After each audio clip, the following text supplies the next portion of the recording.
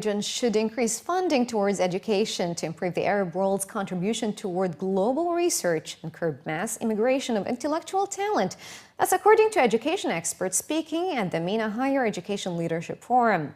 While addressing a gathering of more than 200 senior leaders of educational institutions at the two-day forum, the Secretary General of the Association of Arab Universities, Professor Sultan Abu Arabi, stated that with a population of more than 400 million people, the region only contributes 0.3% towards global scientific research.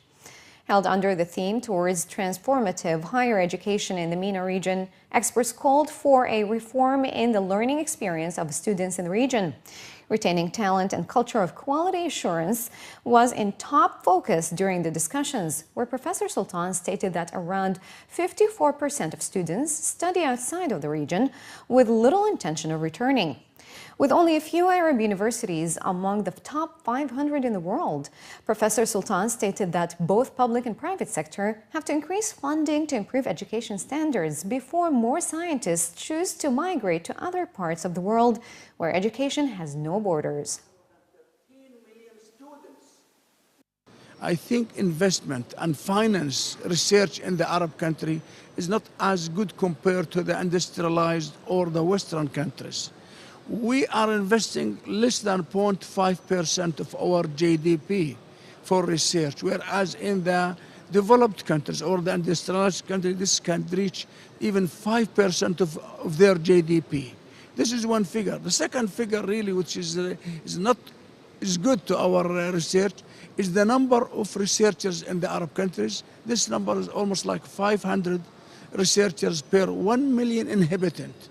Whereas if we look at Korea or even Singapore or Finland or America, the number could reach 7,000 researchers per million inhabitants. Science and technology should not have borders.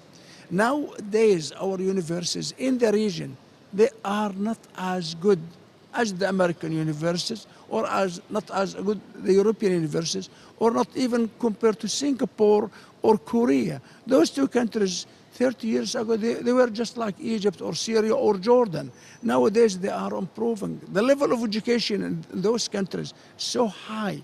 Why don't we push education in our region to the best what we want? I think this needs vision from our stakeholders, from our decision makers, and also we need more money to put for research and for higher and better quality of teaching in our region. In response to the alarming statistics, Professor Mohammed Zairi, the chairman of European Center for Best Practice Management, added that universities should adapt a digital ecosystem. According to Professor Zairi, customized knowledge solutions through the use of technologies should re-engineer higher education. It was added that universities must shed their old image as ivory towers and become innovative enterprises. I think the type of learner that we have today, Generation Z, and there is a future generation called the Generation Alpha, who are really digital natives, and they use learning as part of their social interests. They use it to learn from their peer groups.